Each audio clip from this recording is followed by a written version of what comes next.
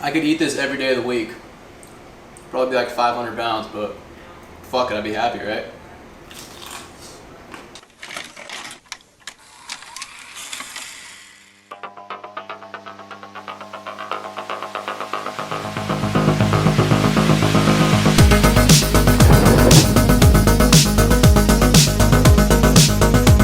Alright guys, welcome back to another edition of Cooking with Satch. This week we're going to whip up my favorite, a little southern fried chicken. Make it all the time, it's delicious. And the way I like to do it is I like to start with a full chicken. I like to break it down myself. So as you can see, we got this full chicken here, free range, organic from Whole Foods. And I'm going to go ahead and I'm going to section it off into 8 pieces, so when we fry it we get the perfect cut. You can buy it pre-cut, but come on man, we like to do things a little extra here, you know this by now. So, first things first, I'm going to start by taking off this wing. I'm just going to isolate that joint there, and I'm going to cut all the cartilage and flesh around it so that I can expose the socket. And that socket's right there, I'm just going to pop it out. Easier said than done sometimes. And remove the rest of the meat.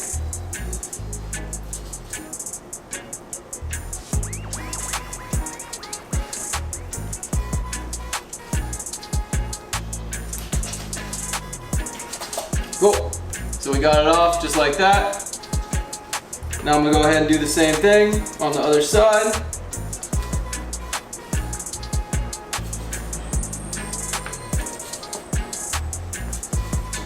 Get it going. Pop it out.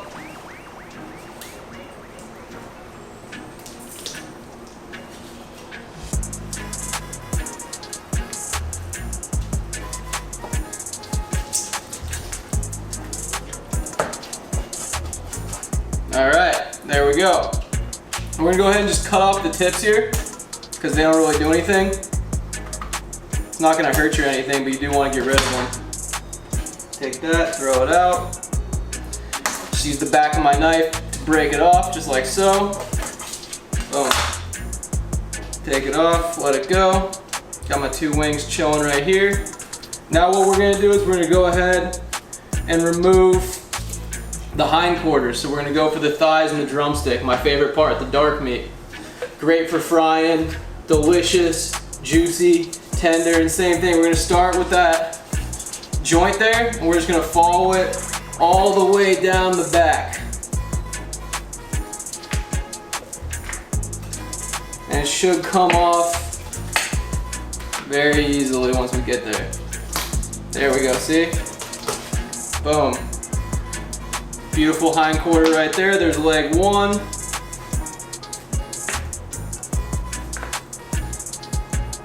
Get this one going over here. Same exact process. Cut through the skin. And see, it even opens up just by me cutting the skin there like that. Nice and easy. This side too.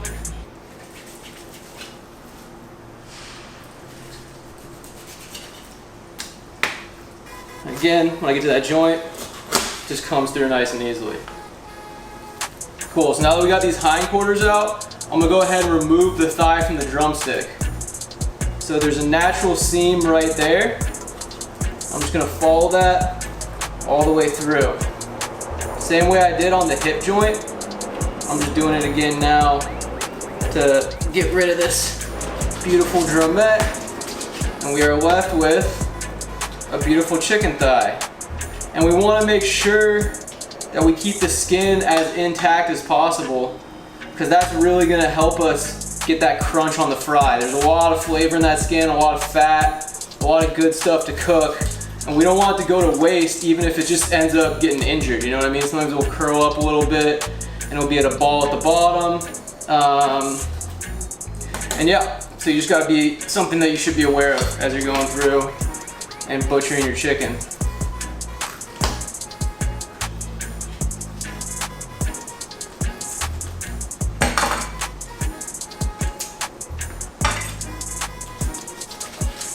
There we go. Alright. So there we go. We already got our extremities good to go. Let's go ahead and take these breasts off. So what you're gonna do is there's a breastplate right here, a little bone. I'm just gonna trace that to one side and the other. So see, I just went to one side, this time I went to the right, and I'm just gonna follow that breastbone all the way down. And again, this way, when I go to cook it, there's not gonna be a bone in there. Some people like to leave the bone in, others don't. I personally like just a nice chicken breast. There you go, like the bodybuilders eat, right? Boom. Beautiful chicken breast, you got the tender at the bottom. I'm gonna go ahead and cut this in half because I want this to be 2 portions. So by the time we're done, this is gonna be an 8-piece fried chicken. Boom. There we go. Same thing on the other side.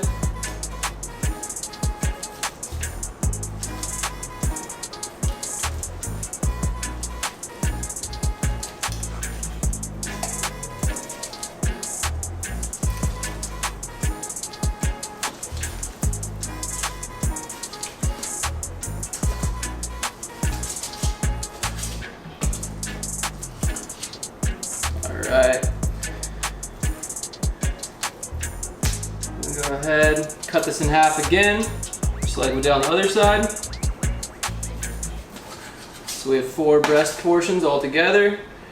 And don't go wasting this chicken. I know there's a lot of good meat on there. It looks kind of gross right now, but what I like to do is make a stock or soup out of it. So I'm gonna take my beautiful Le Creuset, courtesies of my homies, Brandon Scott, Brett Deemer, Bradley Burkhardt, and Jimmy. And I'm gonna go ahead and just throw the chicken carcass in there. And I'm gonna heat that up. I'm gonna like simmer it for probably somewhere around like 12 hours with some vegetables. And I'll figure out what I'm gonna do with that later. So as you can see here, I have portioned out a beautifully cut chicken. And we're gonna get ready to go ahead and dip that in the brine.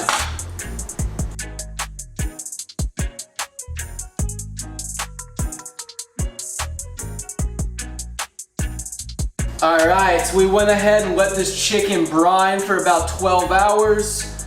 It's looking really good, and as you can see here, it's already looking different. So it's a lot whiter, a lot clearer. We sucked out a lot of those toxins. We also seasoned it from the inside out. It's gonna make it a lot juicier and a lot more flavorful when we go and fry it. So now that this is going, I got my oil heating up, and I'm gonna have my oil heat up to 350 degrees, and that's what we want to cook it in, is 350 degree oil. That's kind of the perfect temperature to get that crust done on the outside and keep that inside nice and juicy. So I'm going to keep watching this and watch it to 350. Remember, when you add the chicken, the temperature is going to go down a little bit, and if it gets too high, the best way to cool it down is by adding a little bit of oil to the batch. So we're going to go ahead and keep watching this. Right now it's at about 150, rising up fast. So I'm gonna go ahead and dredge my chicken while that's heating up. First thing I'm gonna do is just take it, I'm gonna dunk it in the flour, and I always make sure to season my flour because that's how you're gonna know that you're getting the most out of your chicken. And what I like to do is throw a little salt, a little pepper, a little cayenne, maybe a little garlic powder, just your favorite blend of herbs and spices that you think would go well with it. You know, take some freedom, take some liberties with that one. Go ahead and do what works for you. But definitely throw a little something in there just to give it a little pep in its step, you know? And I'm just getting this nice and evenly coated. And the reason I'm dredging it first is because I really want to make sure the chicken gets all dried off before I dunk it in the buttermilk. And that's going to help the buttermilk stick to it.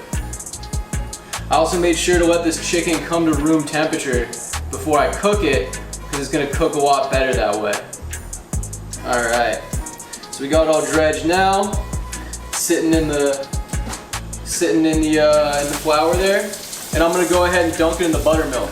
I always want to be cognizant or aware that I'm using one work hand and one clean hand. So I always like to try to keep one hand clean, especially when I'm working with chicken, just for safety reasons. So I'm gonna take the dredged mix, I'm gonna dip it in the buttermilk, make sure it gets evenly coated. I'm just gonna let it all kind of sit in there for a second while I'm getting it going. Check my oil real fast. Looks like we're up to about 206, 210. Like I said, I'm getting this at 325, so that's how high we're going with that.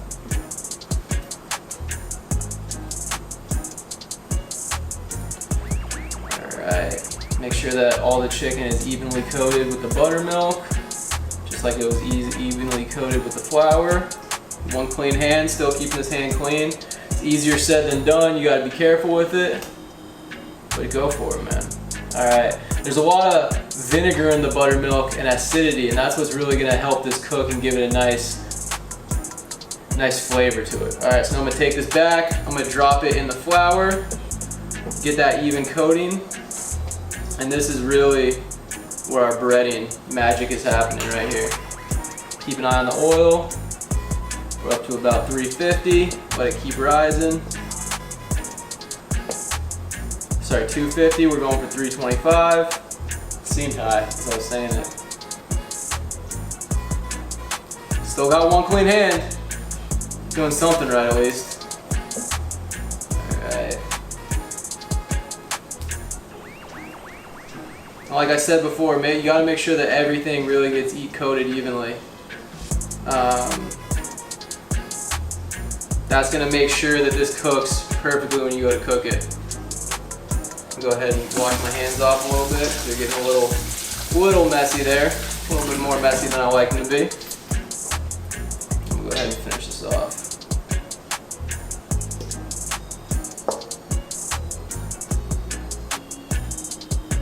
And it helps to have a big bowl here, like I do, because then you can really spread the chicken out and make sure it gets dry. As opposed to if you're doing things like in a too compact matter, you're just not going to be able to evenly coat the chicken as well. Alright. So this is looking really good. Nice and dry. Let's check the oil. Alright, it's getting up there. We're at about 300. We got a little bit while to go. Keep mixing this in. I always like to make sure I clean up as I go. So I'm gonna, just because I know it's like getting right there, and I'm gonna go ahead and start dropping my chicken in.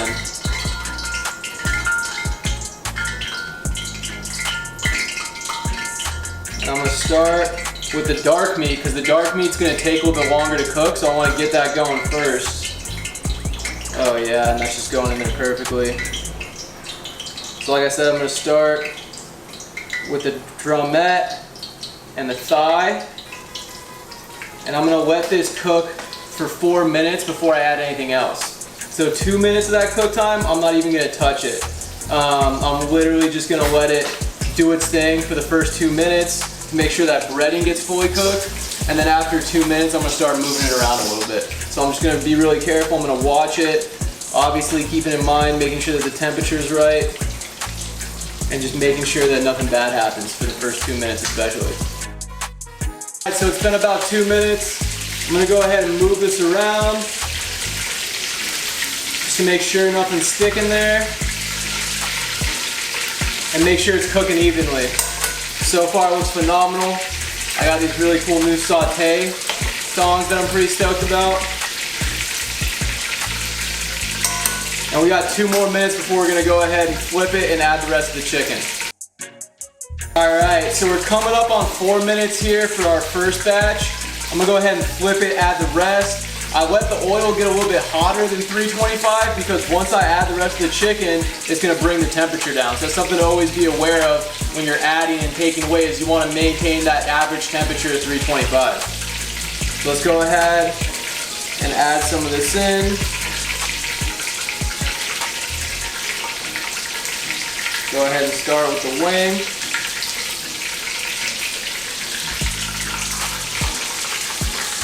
Breast meat.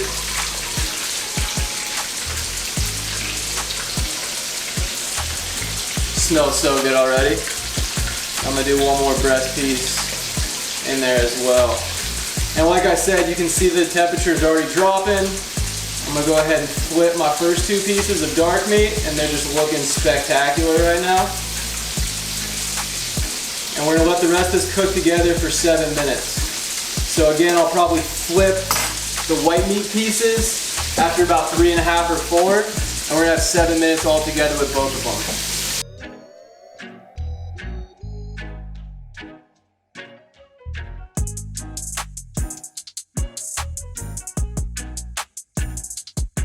All right, so our chicken's been cooking for 12 minutes now. I'm gonna go ahead and take it out, dark meat first, and I'm gonna let it rest on this baking rack. And the reason why I do that is because that's gonna help me keep it crispy until I'm ready to eat it. I always wanna let it cool down because again, that chicken's gonna continue to cook on the inside even though it's off the heat. And the baking rack is really gonna help it stay crispy. You never wanna just put this in a flat surface because all that oil that we cooked it in is gonna come off and it's gonna get a little soggy. And if you're like me, which I think most people are, you really want that chicken to be nice and crispy when you bite into it. So we're gonna let this hang out here for about 5 minutes on the baking rack, come back, bite into it, see how we did. Let this cool down for about 5 minutes now. Should be perfect. Let's go ahead and give it a bite and see how we did. So I'm gonna start with my favorite piece, the drumstick. I mean, this looks phenomenal just by looking at it. You can even hear, you hear that? So crispy. See how we did.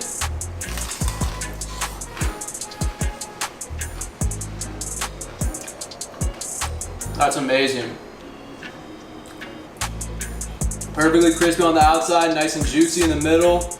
You really taste the herbs and the salt from the brine. So be careful what you want to put in there. A little bit of lemon, a little bit of honey. Whatever you want to use for your brine is really going to come through when you cook it. Great, it's phenomenal.